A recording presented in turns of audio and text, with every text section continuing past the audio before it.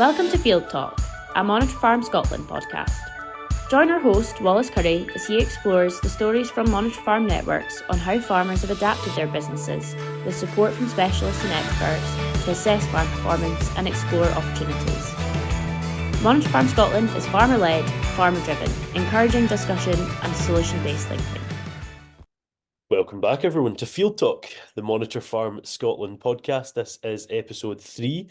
Today is going to be all about Banff and Buchan Monitor Farm. Main theme of today, I guess, will be yow health and productivity. We'll be speaking today to Bruce Irvine of Sauchentree Farm at Aberdour, which you can find on the Monitor Farm Scotland website. Have a look there if you'd like. What's quite exciting about today is the first episode we've filmed since we actually finally unveiled the podcast at AgriScot. In general, I think this year was a really great success.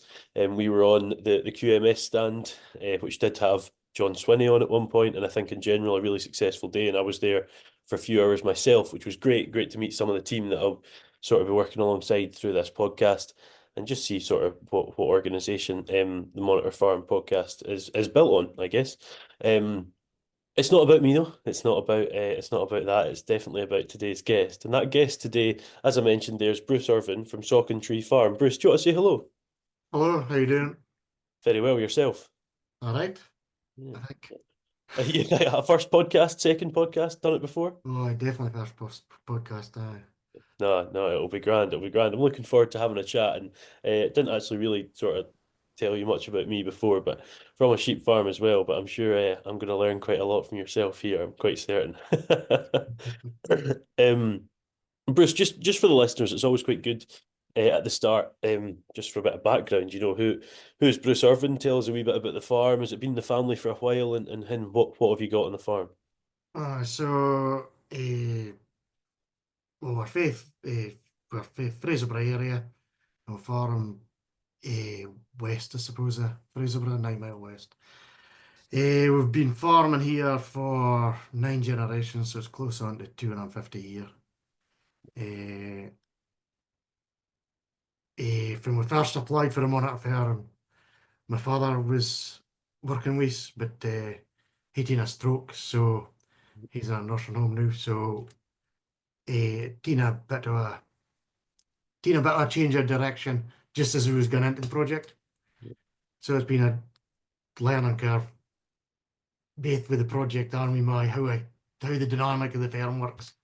So a firm in partnership with my mum and dad, and mum and me, and then want to take my wife in, because we learned at succession planning just in the meeting through the monitor firm that if you're in just two folk in a partnership and one of them dies, you then become a sole trader, and it causes a lot of issues with banks and stuff. So my wife's a lot to come into it. I don't think I knew that. And you know, I think the succession thing's so sort of topical given where we were with the budget about a month ago.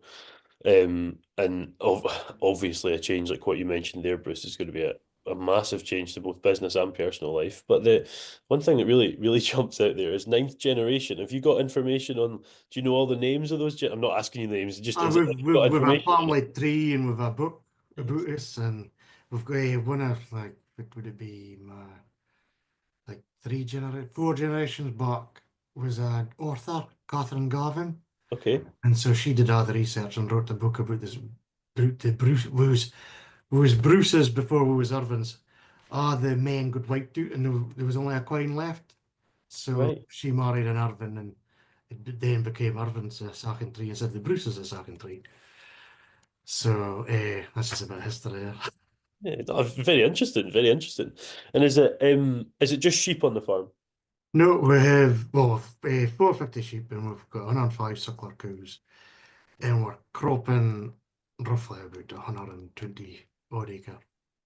Okay, yeah, got you. And one thing that I'm quite certain a lot of our target audience in this podcast will be, Bruce, will be not only people that are just interested to hear the stories of folk in the Monitor Farm, but maybe someone that's considering to sort of be in the next batch. Why originally did you apply to be a monitor farmer? Well, we used to be like, we used to get the open days, Robert and Ethel Chapman and Ian. Yeah. And so they were in the Buchan area, and there wasn't another inn in the Buchan area, and I would have liked a winter inn in the Buchan area. So I guess, well, if you're gonna hear in the Buchan area, I'll have to just apply for it. So Yeah. that was the reason, and it was just kind of like it's good to socialize, it's good to learn new stuff, and see kind of like see how other folk do dating or have been dealt to dating if it's worked. So, and I'm really bad for doing experiments, so it sort of maybe suits me. Yeah, it pushes you out of comfort zone, makes you sort of give it a wee try. Yeah, Aye, I like to try stuff. yeah, absolutely. And what, because I think it could maybe be quite a, people maybe looking at doing it maybe think it's quite a massive process. What is the process of being involved in, not even sort of now you're actively involved as a monitor farmer. What was the process of getting involved? Was it quite a seamless process, quite a lot of assistance for it, or It was actually quite easy. You just applied with an email. They replied back, and I would like to give you an interview. And the interview was done with four of them, and well, one of them was an ex-monitor firm, right? and I can't remember. Kate Rowell and Adrian PhDB and somebody else was there, and it was just out a kitchen table and an interview, and then the next thing got told I was to pick me, so it was as simple as that. Like, No, good and good news in the end as well. And I think one thing that I really like about the monitor farm program is we're not the best in the UK. Certainly, I don't think in agriculture. It's sort of knowledge transfer and having a chat with each other about things on the farm. I was speaking at a thing recently down in Warwickshire, and someone had asked us this. What, because I'd travelled quite a bit lately. What have you found that other places are good at? And the thing I'd said that I saw in quite a few countries, but in particular New Zealand, it was like, you're having your lunch and, there's a sandwich, there's your coffee, and there's the balance sheet. And, you could have a chat about business and what worked and what didn't. Whereas that was so surreal to us back home. But I think the monitor farm sort of allows that. How have you sort of dealt with that? I mean, you're opening up your business, you're opening it up quite a bit for a few people to see. Has that been quite an easy process, or has that came with challenges? I used to get a row from my father for being too open, so it really was never that bad. He says, "You're open, oh no, you may as well apply for it." He basically said that. So, Good aye. then. Yeah. So no, I was at, and Beth just said that she was the other person around the table, and I did think that, but I didn't know what to say. Um, and has that been a two-way thing? You said your father had said that you're always open anyway. Has everyone else been involved? That are they sort of doing quite easy, finding it quite easy to open up and that knowledge transfer is sort of two-way? Well, I think it is because kind of like folks may are honest. If you're really honest and give them kind of everything, the good, bad, and ugly, then they tend to do the same with you. Yeah, yeah, So, sure. and No, another thing, kind of if you get this is a different, I wouldn't want a bit of tangent here.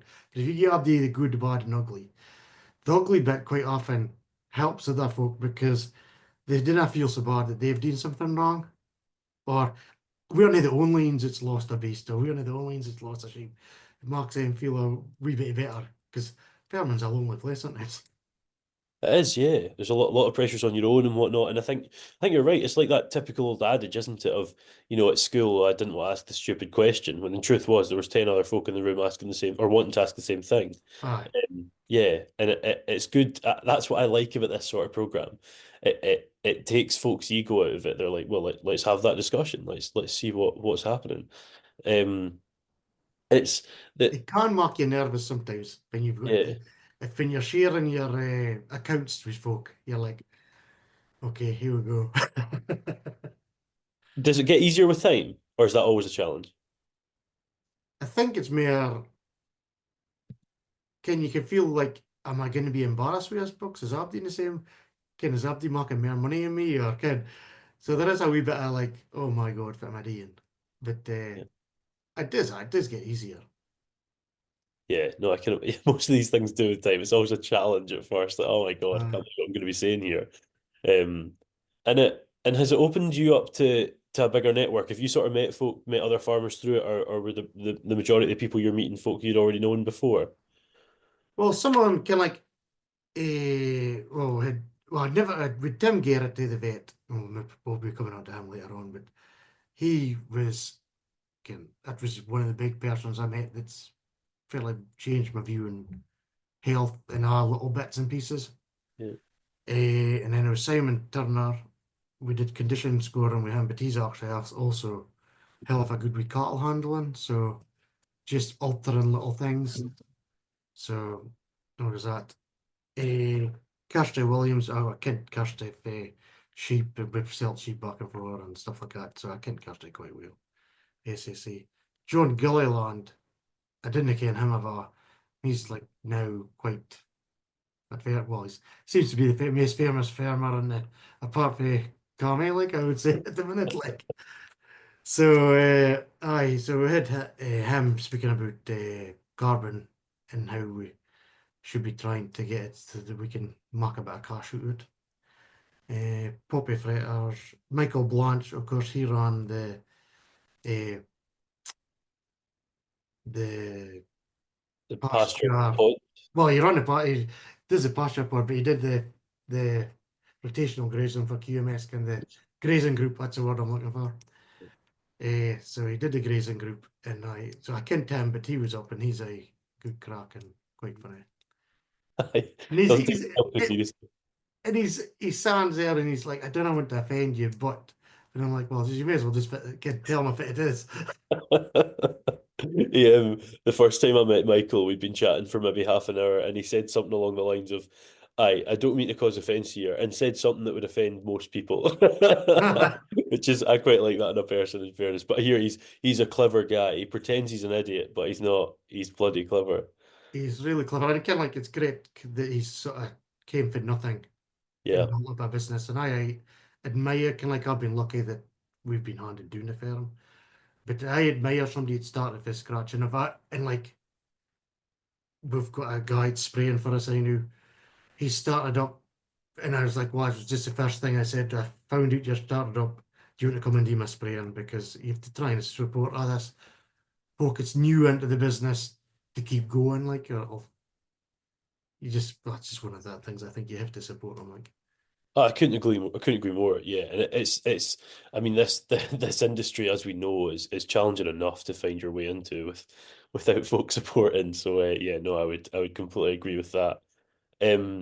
Looking at the sort of transition of the years of the monitor farm, is how long's the process, Bruce? And what does sort of let's start with year one. What does year one look like? You're set up. You've been offered the position to be a monitor farmer. What does that first year look like? a lot of tidying up in the farm for a start. It's always tidy. It's not just tidy on the day they appear. Gee was, I just mind thinking, Christ, I think that's 5 loads of scrap I've taken out the Fraser. So no, it tidied up a fair amount, which it was certainly did, so it was fine. And then we just started recording a lot more of the weights and the thing of the cattle and trying to keep better notes on everything we was doing. It's probably my biggest flaw is keeping all that stuff tidy and kind of like written down somewhere that it's near a scrap of paper, it disappears on the desk. So that's probably my biggest flaw is that like. Yeah, a wee bit more sophisticated data collection, I guess. Yeah, is there Yeah, support for that as but, well?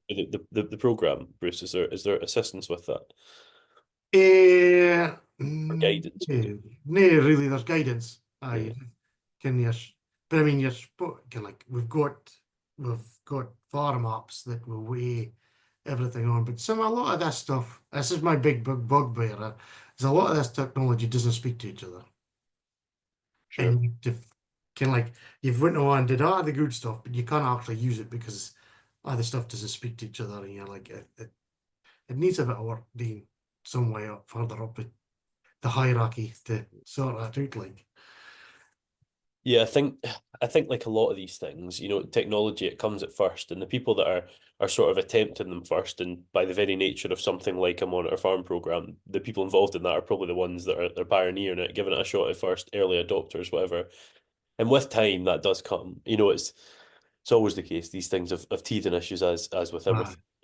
And they're at the forefront of what's happening. So it does come with time. And it sounds like it's been quite a quick learning process even for yourself. and I think kind of like we Scotty ID doing a lot. I think a lot kind of like I think they're trying to get issues sorted out that they can share the data. Yeah, And I think that'll make it a lot easier for farmers, kind of like a store guy selling to a fattening guy. He can get the data for that. It can trickle back to the store guy how well that beast performed, but you didn't get that at the minute. So for that's sure. the problem. Yeah, I think it's quite often the tech comes first and then its actual sort of practical implementation follows. Uh, Yeah, and it's well, yeah. we was trying to weigh cattle this last week and the weigh scales was full of water, so it wouldn't work. So there's other technical issues as well. The weigh scales need a hole in them. It's like, bloody hell. Yeah, it's all good fun. It's all part of a process to work out. And Uh, then like, moving on to because I think am I right in saying you're just coming into year three at the minute? Is that right? it's just starting year three. Yeah. So what's your last year been? What's year two look like? Year two looked like the management group being more open and telling you really what to think, Yeah, yeah, which is good. It's fair. Kind of, and it seems to be you need a year's bedding in before Abby gets the confidence just to let rip. So it's good. So probably I'm getting more up to being the monitor farmer as well, and then probably no worrying quite so much what Abby thinks now either. Kate Rowell, yep. she said when she first hit it, everybody ripped into her for a start. Now they were quite easy on me for a start, and I was like, oh, so it has come eventually. That's it, yeah. The founder tune, the founder tune. Uh, And you mentioned a thing there that's quite important actually, Bruce, and one thing that I wasn't fully aware of until I get involved with this role is that sort of management group. You sort of have, I don't want to say a team, but almost like a committee around your monitor farm. Is that right? Is that how that works? Aye, we've got like a base of like I think it's about 12 in the management group. They're not always can like they're not turn up at the same can because Abdi's busy and so For it's sure. just Spark and manage so can be 10 and it could be 6 but and so we're trying to come up with ideas for the open days and stuff like that. So it's quite often Peter BT where a facility manager comes up with ideas as well. So Yeah, yeah. we use that and come up with what we think folk might want to see. Yeah, it's useful that it's almost like each farm has a little cluster that they can sort of bounce off of, and it's not just sort of nine farms sitting in a silo, if you will, for want of a better term. They're actually sort of operating in individual little clusters that then can sort of open up to the full thing. Um, you mentioned sort of due to what happened to your dad there, Bruce, that sort of Uh, things changed on the farm, because they had to. But what changes have we seen on the farm in the last couple of years, both because of the monitor farm and also what changes you have had to implement as a family? um, well, we started doing paddock grazing before I'm on our farm, and then it sort of fell to the wayside a wee bit, and so we're back to try and doing it. And Michael's going to be giving us a bit of advice to try and make it easier. Um, because of the management group, I was sort of coerced into sowing wheat for the first time, so I did that, and which wasn't just a great crop for the first year, but I'm hoping the second year's a wee bit better. My barley run better than my wheat, so that's a good advertisement. Uh, and we came out of being organic because of the paperwork. Well, originally it was because of the paperwork side of it, but as things have progressed in the conventional side, the paperwork's probably not quite. There's no that big a difference now. So whether we should have done that, but the other thing in that was organic, so we couldn't if we had a drought when we bought the neighbouring farm 8 year ago, we Yep, basically doubled the size of our farm. And for that 8 year, I think 5 of them we've had a drought. really. So and that could have fair knock-on effect to us. And we couldn't like buy feed to supplement the cows because it was just really expensive to eat, and you couldn't have fit fertilizer on because you wasn't allowed nitrogen. So it sort of stopped you for risk management, sort of speaking, side of things. So I think we've managed to gone conventional has gave us the flexibility. But then now we've been conventional for 2 years, it's maybe been a drought. So it is bloody difficult. That's With more exactly grass what than I we've mentioned. ever had. Yeah. And you might have mentioned this. I was sort of focusing on the other thing you were saying, but the wheat is that to be used as grain for feed, or is that as whole crop? That was going to be, well, so we've been speaking about putting up a hen shed. So we put wheat in as a coercer to that. So to see if we could actually grow it. So we've put in extra wheat because last year was a wet, bad year. So we're just saying it was just a one-off. Well, hopefully we'll manage to get the 4 ton acre, but we'll see.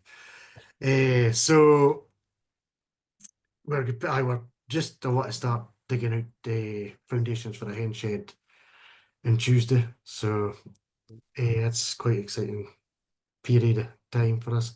And that's came for the management group and because Ian Chapman who owns Farmley Eggs, he's in the management group and I thinks it could be fine to hay labour. He thinks all you need to do is put up a hen shed and you'll hay labour.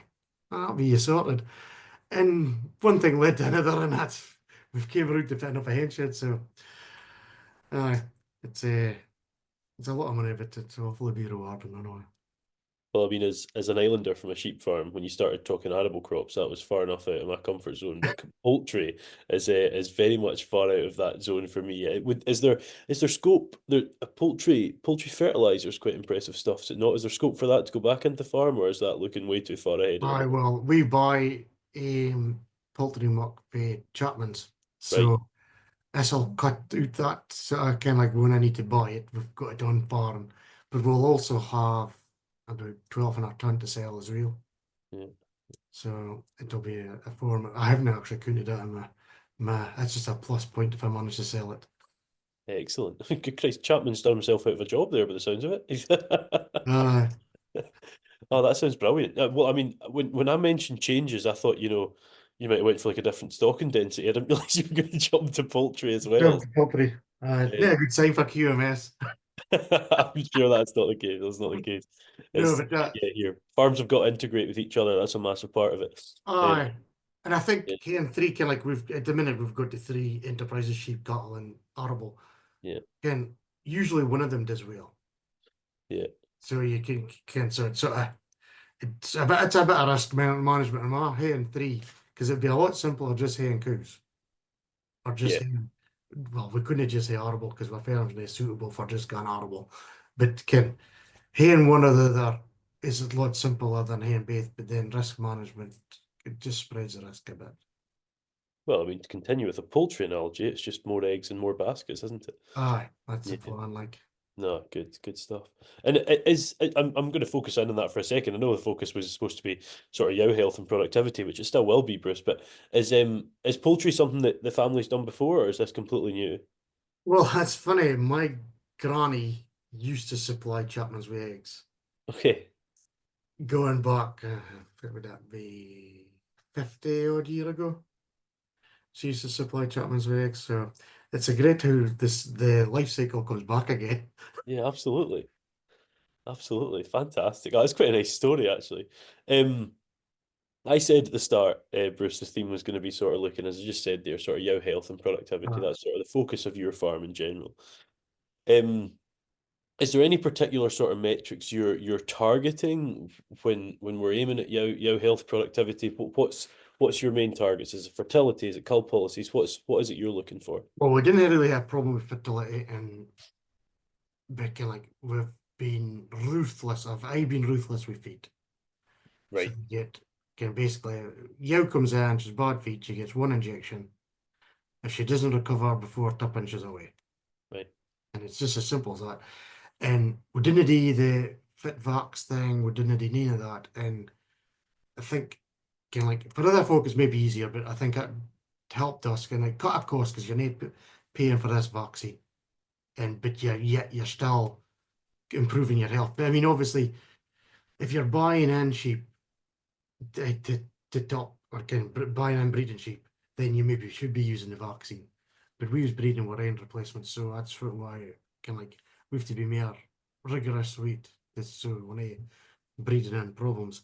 But we have had in the ewe side of things, we have had a fair few ewe losses that we're trying to get to the back of and why. So we're doing a bit on like iceberg diseases. Just we're going to put some cull ewes on and see if it comes back. And we was also going to be putting on a ewe at these a while, but they all seem to land in a weekend. So and I'm never going to freeze it for a ewe. So so it's a ability pest, but there'll be one die during the week yet. So So you haven't actually had a post-mortem back yet though, we no. have had one eye, and we had a possible OPA. Yeah, So we're just gonna, it's gonna be something we're gonna have to watch out for. yeah. Just Yeah, these things are they're not fun. It's becoming a bigger and bigger problems from what we're seeing as well. I think I think all iceberg diseases are getting harder Yeah. to, well, it's hard to identify them for a start. Yeah, I mean that's kind of part of the name, isn't it? That's sort of the reason for the name from what I understand. Um Ah, okay. yeah, that's a challenge. That's a challenge. But getting on top of it, getting ahead of it, getting the PMs done and sort of seeing what's there. It sounds like you quite a good relationship with your vet from what it sounds like. Yeah, Well, Tim Garrity was working at SAC at the time. right. He's just left, which is a pity, but Yeah, he was just really good. Like, again, he was like, if you hey indeed, just tuck it in and we'll PM it, and you'll get five. Kind of like they've got a deal that they do the five. They don't have to be at the same time, and you get for a set fee. So it can. yeah, We're still not at the five yet because they keep dying at stupid times. So, and they kind of die. Can like if they've got mastitis and die, it doesn't really warrant it because you can't fit dido. for sure. So it just to be unexplained. Yeah, yeah, absolutely. Yeah, and I think it can be a bit deceptive that, can't it? Because when there's an issue like mastitis, for example, and you're accrediting it to that, sometimes it's not always that. You might be something else behind there, but you never Uh, really think that because you're like, well, it's been this. Um, and I'm saying this as notably not a vet. I think it should it should definitely come with. Yeah, but yeah, I think feet I totally agree with. I mean, I think we sort of put feet down that line maybe a bit too far at times when I think it should probably be higher up the list. I think it just and it makes life kind of makes my life now easy because it's like we run sheep through the race pre-tupping and it made it a doddle because you had no feet today and you just run them through, check their udders, check their teeth and out. There was no having to worry about their feet because you can they're all right. Yeah, yeah, and productivity and health, I guess, of an animal starting at birth. And my understanding is there's been quite a few changes around lambing time. Is that right? Aye, so we start off with hygiene. Yeah, So every pen's mucked out and disinfected. Well, that was one of the things. Leaving organic, we got to use a stronger disinfectant. yeah, So that seems to have made an issue. And then your cleanliness. So we now power wash 4 times a day. okay, Just power wash, all your waterproofs and everything. And I mean, if you see you've got the yellow stuff there, you can get in there, you just power wash it off because you're yeah, just spreading it again to pen to pen to pen, and you just it's trying to get in its system. Like if you've got a weak lamb, you take it out. hmm, You talk it a while. We've got like a like a sicky pen, but for sick lambs, and they ging in there and they're marked with the number of the pen they come out of. And once we think they're strong enough again and they look alright, they can back to the mum. yeah, Because if you hit in the pen, it's just spreading it to the other ewes. Ruin that pen. And you'll see that with water them out. You get water them out, it travels down the pens. So it's just a case of it makes sense. Any challenges with those lambs once they've been out of the pen for a while, going back to their mother? Didn't seem to hear it, and that's always surprises me because usually, kind of, if they're weak, can they're not weak because they've just lambed. They're weak because they're not wheel, Yeah. and or they have no kind of someone else to do with them, or it's later on. Can they use lick the dry usually before you're moving it? Yeah. Which is already, and whereas sheep seem to be quite good mothers, so they're not just that bad. It's a good point about sort of power washing the person as well, because you spend your time doing. We're pretty clean, disinfecting, restrawing and whatnot, every time one goes out and one goes in. But in truth, I don't often overly consider myself. I make sure I'm not ridiculously manky, but yeah, it's pretty it's pretty obvious actually, and it's probably not something I consider enough myself. Um, yeah, that makes a lot of sense. And how there's more than just yourself on the All right, farm. so we It's duck on some lambing students because we're carving and quite often sowing lands at the same time, so it's a bit chaotic sometimes. It mm, just it depends if it's sowing lands at the same time, but if it doesn't, it's not quite so bad. So we're carving 105 cows from about 10, and we're lambing. So we duck on lambing students, and we Tim came out and he does a pre-lambing. We're usually just new started when he does it. So there is lambs there for him. And he'll show him how to tube, which is even farmers didn't really like doing. So he shows you how to tube, and I'm there. You learn a bit every time he does it. So we've done yeah, it for 2 years. Every time I've learned something else. yeah, So it's not just for his lambing students. I learn something as well. And he'll just explain kind of like how you would pick it up and see it was empty, kind of skin slack. And he just goes through the stuff in a methodical order, and then you reteach it once he's away. And mm, it seems to work. The Nilaman students like it because it's came for a vet. yeah. If they came for a farmer, it's came for the vet, so it must be right. So it's amazing now because it was just like that's came for a vet, so we are doing that. Whereas if I'd said it, I'm not sure I'd have got the same response. I'm sure you would have. I'm sure you would. Uh, It's not a job I over enjoy because I one mistake once and the confidence just disappeared, and I'm sure learning that's useful really is. And it's um one thing about bringing other folk onto the farm, Bruce. I mean, you're sort of trying to employ quite a specific system there from a cleanliness perspective. aye. Is it easy to get everyone on board? The girls that come and give me a hand alarm that they were the ARG students, they were worse than the vet students. The Oh, vet really? students just got it straight away. The ARG students like, oh, whatever, we're sort of speaking.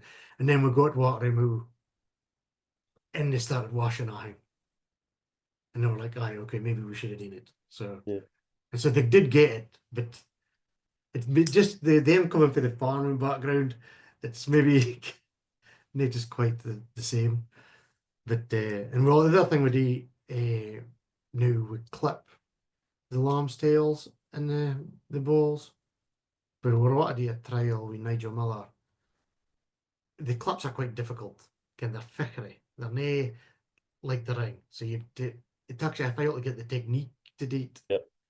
And but he's gonna try it with the balls pushed up and then clipped. And we can like joint all wise, we've seen a big difference. Like, can Yeah. that's maybe using the disinfectant, washing us, and the clips, kind of the whole system's geared up to save joint up because it is just a pest. Okay. I mean, I think cleanliness is one of those things. I don't want to say it's so simple because it's lambing time. You're so busy. Everyone's running around, like blue arse flies, trying to get everything done. But for the sake of just taking that time to create a hygienic environment, it is always worthwhile, It's funny, especially for all the things you're mentioning. but everybody hates mucking out the pens. Yeah, They're like, oh. yeah. It's one of those things that I'm conscious my mum's in earshot and she'll be telling me I'm a liar here that is that's therapeutic, but it's almost it's the wrong time of year to be therapeutic. You're busy, you're hectic. but it's always worth it. You're right. Nobody likes doing it at the time, but yeah, it does make such massive positive changes. Yeah, it really does. But Bruce, if we're to look at your sort of your monitor farm program period of time, 4 years, you're just over 2 years. You came in Agri Scott 2022. Yes. Um, what do you think the next 2 years looks like for yourselves? Gonna be That little things to yeah, to tidy, kind of like to maybe streamline business. Kind of like, and some of the things I do is maybe too time consuming. okay. I'm trying I'm trying to simplify things a bit. So I might discuss the mixer wagon because it runs and runs and runs, and then can you could have put a bale of silage in 3 seconds while you've sat there for half an hour waiting for this thing to mix. So again, there's little things like that. You just wonder if you could do it a bit better. Is it justifiable? Should we be doing it? Yeah, and I think it depends how sophisticated a ration you're aiming for. I think every dairy farm, almost all dairy farms require them. Use it? Yeah, does it have as massive a place in a beef? I take it you're focusing on the beef with this in a Aye. minute. I don't know. I think it's a case by case basis at that level, I think. Although we did a TMR for the sheep this year for the first time. Well, How did that the go first at time the in the commercials. It was all right. It was just talking the skin like you couldn't. It was the volume of stuff that I could get to the field was my problem. yeah. So kind of like your bucket maybe only held 400 kilos of this fluffed up silage. And so you was running back and forth buys. A bale of silage would have been just say 850 kilos. And you could have just dumped it and it Yeah. would have been there. So a fair bit of running back and forth. That's my only thing today. But this ewes could perform pretty well in it. And like what's a thing we learned, well, I sort of kid, but it was forced to cut the silage earlier so we could get better silage for the sheep. And it's cut that cost out. Can hay and to buy concentrates. Just cut it clean out apart from the soya. So that, Yeah, yeah, your profit always starts at cutting costs. aye. It's yeah, it's normally the biggest opportunity.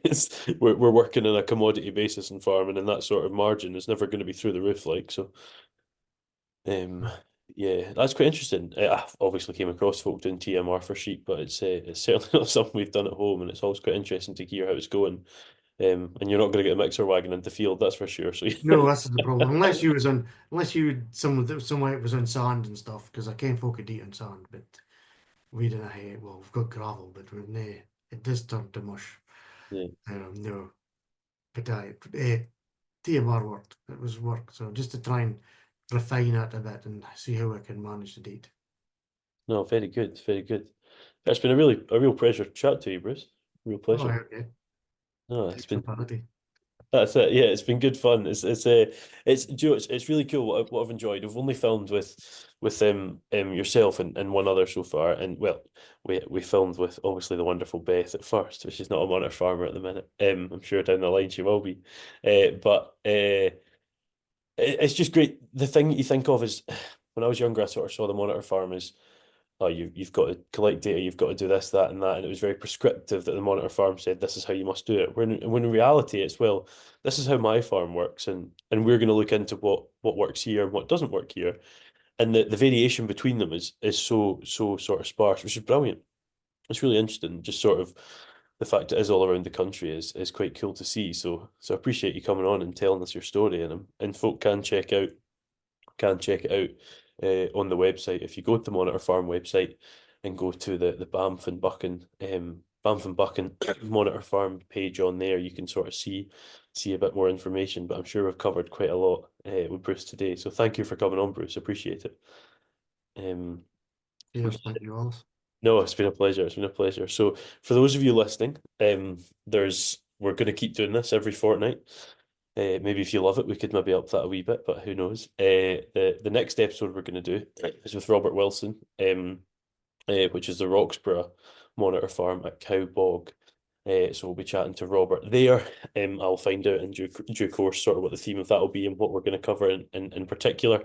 But Feel free to get in touch when these are uploaded on Spotify. There should be a comment section. If you have any questions, we can sort of try and sort of address them on the next episodes here and there. Just bear in mind we film these a wee bit in advance. But today has been Bruce Irvine speaking all things Yow health and productivity, and sort of the process of how things have changed over the first 2 of 4 years of their Monitor Farm programme. As I said, next episode is going to be Robert Wilson of Roxburgh, and that has been Field Talk, the Monitor Farm podcast. Thank you very much for listening. We shall see you for the next one with Robert. Thank you very much.